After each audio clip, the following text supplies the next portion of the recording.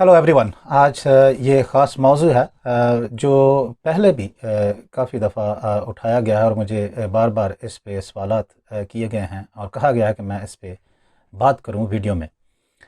तो ये मौजू है दुआ और शिफा। एक नया निकला है ब्रांड, मैं उसको कहूँगा।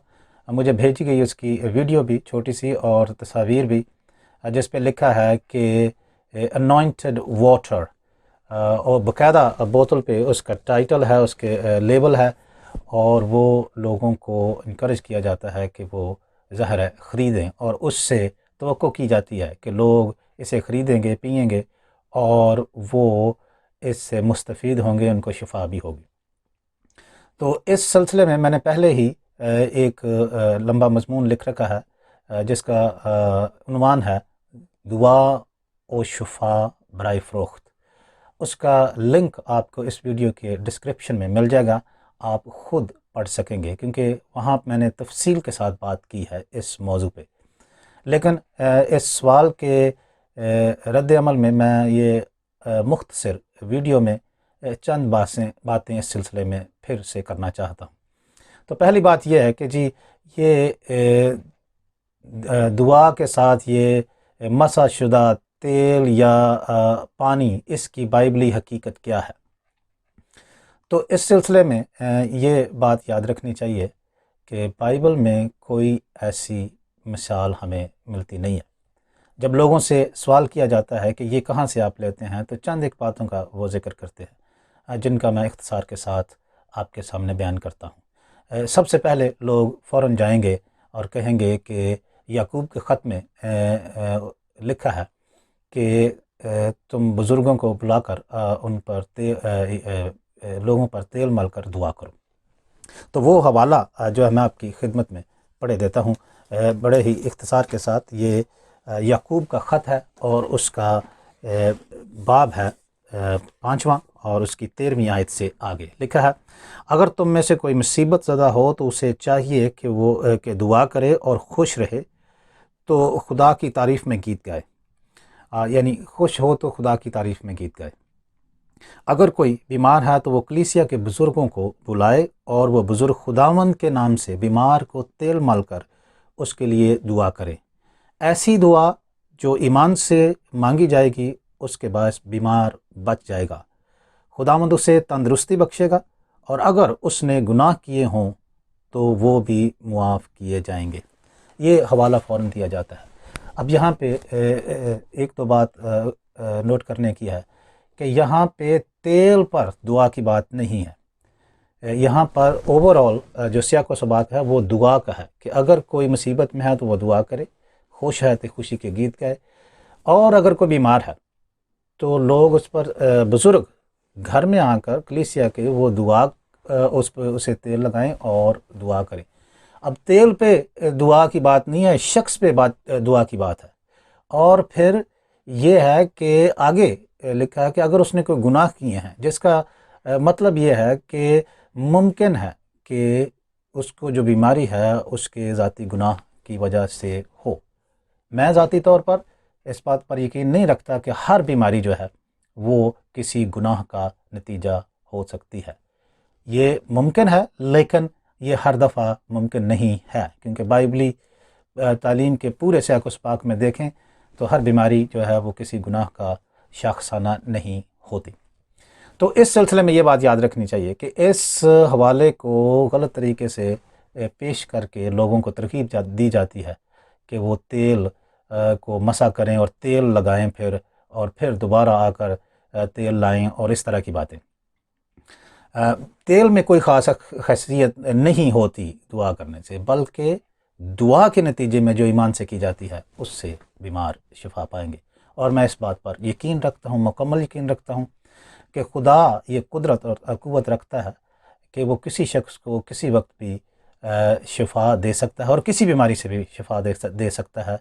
ये उसमें क़ुव्वत और ताकत मौजूद है, लेकिन ये उसका काम है, वो अपनी मर्ज़ी से और हमारी दुआ के नतीजे में भी वो ये कर सकता है।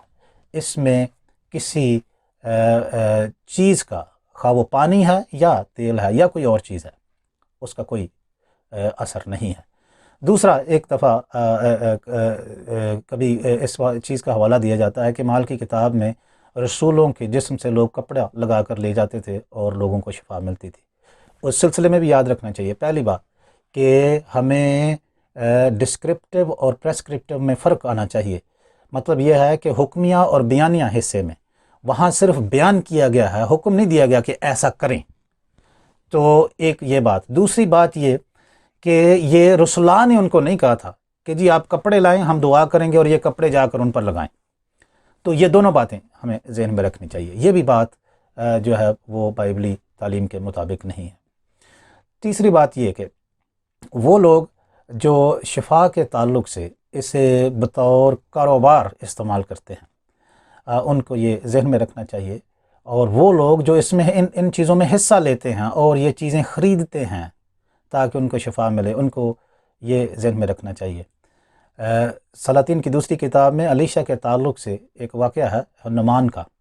نعمان جو بہت بڑا آدمی تھا، سیرین فوج میں کمانڈر تھا، وہ الیشا کے پاس آتا ہے چونکہ اس کو کوڑ ہے، اور بہت تحائف کے ساتھ آتا ہے اور اسے ملنے کی درخواست کرتا ہے، جو ایلیا اس کی قبول نہیں کرتا اور اسے دور سے ہی کہہ دیتا ہے، باہر سے ہی، کہ جا کے یردن میں گوتے لگائے۔ اور جب اس کو یہ شفا مل گئی اس کے کوڑ سے، تو وہ آ کر الیشا سے کہتا ہے کہ میرے تحائف قبول کرو۔ تو الیشا بڑے واضح طور پر اسے انکار کر دیتا ہے، وہ کہتا ہے کہ میں یہ تحفے قبول نہیں کرتا، بلکہ وہ کہتا ہے کہ خداوند کی حیات کی قسم کہ میں یہ نہیں کروں گا، تو سلامتی سے رخصت ہو جا۔ لیکن جب وہ چلا جاتا ہے، یعنی الیشا نے کوئی ہدیہ نہیں لیا اس کی شفا کے نتیجے میں، یا اس کو شفا دینے سے پہلے اس نے کہا ہو کہ آپ اتنا ہدیہ مجھے دیں یا پیسے دیں یا کوئی بھی اماؤنٹ، اس نے کوئی اس کا ذکر نہیں کیا۔ لیکن جس نے لیا ہے اس کا میں آپ کے سامنے یہ ذکر پڑھ دیتا ہوں۔ اسی کہانی میں جہازی جو الیشا کا ایک شاگرد تھا، جب نعمان کو شفا مل گئی تو پھر جہازی نے اس سے جا کر ہدیہ لیا، اور جب الیشا نے اس سے پوچھا تو اس نے اس کا انکار کیا، لیکن الیشا کو چونکہ خدا کی طرف سے یہ بات پہلے معلوم ہو چکی تھی، تو اس کے ہدیہ لینے کے نتیجے میں الیشا نے اسے یہ کہا، سلاطین کی دوسری کتاب ہے، اس کا 5واں باب ہے، اور میں پڑھتا ہوں 27ویں آیت آپ کے لیے۔ لکھا ہے، دیکھ نعمان کا کوڑ تجھے اور تیری نسل کو ہمیشہ کے لیے لگ جائے گا۔ جہازی الیشا کی حضوری سے باہر نکلا اور برف سا سفید کوڑی ہو گیا۔ یہ خدا کے جو انتظام کے خلاف شفا کو بزنس بنا کر پیش کرنا اور اس کے نتیجے میں لوگوں سے ہدیے لینے کا یہ ایک نتیجہ ہو سکتا ہے جو پہلے ہوا ہے، یہ بیان کیا گیا ہے، یہ بھی کوئی حکم نہیں ہے، لیکن میں نے آپ کے سامنے ایک مثال رکھی ہے۔ اب الیشا نے کیوں ہدیہ نہیں لیا تھا، اس کی میں یہ سمجھتا ہوں کہ 1-2 وجوہات ہیں جن کی بنیاد پر الیشا نے ہدیہ نہیں لیا تھا۔ پہلی بات کہ الیشا یہ ثابت کرنا چاہتا تھا کہ وہ بال کے نبیوں کی طرح حریص یا لالچ ذہن میں یا دل میں نہیں رکھتا۔ دوسری بات کہ الیشا جو ہے اس بات کا ادراک رکھتا ہے کہ شفا دینا خدا کا کام ہے، اور وہ اس نعمت کو بیچ نہیں سکتا، اور نہ اس کا یہ حق ہے، نہ اسے یہ حق دیا گیا ہے۔ اسے دعا کرنے کا حق ہے، لیکن اس کے نتیجے میں ہدیے بٹورنے کا حق اسے نہیں دیا گیا، لہذا وہ یہ کام نہیں کرتا۔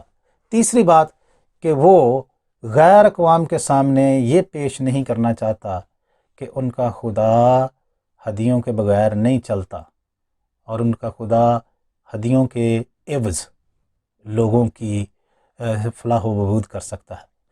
تو اس طرح سے ہمیں یہ بات سمجھنی چاہیے کہ ایسے بہکاوے جو آج کل کلیسیا میں موجود ہیں، یہ میں یہ کہوں گا کلام کی تعلیم کے مطابق خدا کی طرف سے نہیں ہے، بلکہ ہمیں اس بات کو سمجھنا چاہیے کہ بائبلی نوشتوں میں نہ تو رسلا نے کسی سے ہدیے لینے کے نتیجے میں ان کے لیے دعا کی اور وہ شفا یاب ہوئے، نہ انہوں نے پانی کو استعمال کیا، نہ کسی اور آبجیکٹ کو۔ سب سے بڑی مثال ہمارے لیے یسوع مسیح خود ہیں۔ یسوع مسیح نے کبھی کسی شخص کو ہدیے کے نتیجے میں جو ہے وہ شفا نہیں دی، یا ان کو انکریج بھی نہیں کیا کہ آپ ہدیہ دیں تو پھر خدا آپ کو یہ برکتیں دے گا۔ یسوع مسیح سے بڑھ کر اور کو کیا مثال ہو سکتی ہے؟ تو اس لیے ہمیں روحوں کو آزمانا چاہیے۔ کلام مقدس میں یہ ترغیب دی گئی ہے، کرنتھیوں کے نام کے پہلے خط میں لکھا گیا ہے، اس کے 12واں باب 4 سے 11 آیت تک آپ پڑھ سکتے ہیں۔ جو نعمتیں وہاں پہ ہیں ان میں ایک نعمت ہے روحوں کا امتیاز، اور میں یہ سمجھتا ہوں اگر آج کلیسیا کی کوئی سب سے بڑی ضرورت ہے، دوسری نعمتیں بھی ضروری ہیں، لیکن اگر آج میں سمجھتا ہوں کہ اگر کوئی نعمت جس کا بہت ہمیں مشتاق ہونا چاہیے، وہ ہے روحوں کا امتیاز، کہ ہم جان سکیں کہ کون سی چیز درست ہے اور کون سی چیز درست نہیں ہے۔ اعمال کی کتاب میں ہمیں ترغیب دی گئی ہے کہ ہم خود تحقیق کریں۔ یوحنا اپنے خط میں یہ کہتا ہے، پہلے خط یوحنا کا پہلا خط 4 باب اس کی میں پہلی آیت پڑھتا ہوں، لکھا ہے، اے عزیزو، ہر ایک روح کا یقین نہ کرو بلکہ روحوں کو آزماؤ کہ وہ خدا کی طرف سے ہیں یا نہیں، کیونکہ بہت سے جھوٹے نبی دنیا میں نکل کھڑے ہوئے ہیں۔ آج بھی یہی ہے جس بات کی ترغیب دی گئی ہے، یعنی شفا اور دعا کو بیچنے کی ترغیب نہیں ہے، بلکہ جس بات کی ترغیب دی گئی ہے وہ یہ ہے کہ روحوں کو آزماؤ اور ہر ایک روح کا یقین نہ کرو۔ تو یہ باتیں ہیں جی، ہمیں ذہن میں رکھنا چاہیے، اور ہمیں اس بات کا ادراک ہونا چاہیے کہ سب سے بڑی خواہش جو خدا کی ہے اور مسیح کی ہے وہ ہے ہماری نجات، یعنی نجات کا سب سے زیادہ اہم حصہ ہے۔ ہم شفا پا کر جسمانی طور پر بھی نجات سے محروم رہ سکتے ہیں۔ اس لیے شاید یسوع مسیح نے اگرچہ جسمانی برکات کے تعلق سے یہ کہا تھا، لیکن میں یہ سمجھتا ہوں کہ یہاں پر اس کا ذکر کرنا ضروری ہے۔ یسوع مسیح نے خود کہا تھا کہ تم سب سے پہلے خدا کی راست بازی اور بادشاہی کی تلاش کرو تو یہ چیزیں تمہیں مل جائیں گی باقی۔ تو اس لیے میرے عزیز بہنوں، بھائیوں، دوستوں، بچوں، یہ جو برانڈ نکالتے ہیں پانی، انائنٹڈ پانی ہے یا مسح شدہ پانی یا مسح شدہ تیل ہے یا کوئی اور آبجیکٹ ہے، تو اس سے بہکاوے میں نہ آئیں، بلکہ کلام کی خود تحقیق کریں اور خود جاننے کی کوشش کریں۔ اگر کسی چیز کے لیے دعا کرنی ہے تو کریں خدا سے کہ خدا آپ کو روحوں کا امتیاز بخشے، ہم سب کو، تاکہ ہم غلط تعلیمات سے اجتناب کریں اور خدا کی راست بازی اور بادشاہی کی تلاش کریں۔ خداوند ہم سب کو ایسا کرنے کی توفیق بخشے، آمین۔